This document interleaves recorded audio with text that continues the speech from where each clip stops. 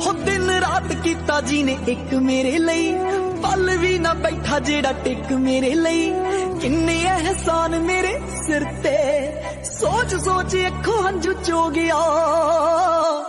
बापू तेरे करके मैं पैरां ते खलो गया तू सैकलां ते कट्टी ते मैं गड्डी जोगा हो गया।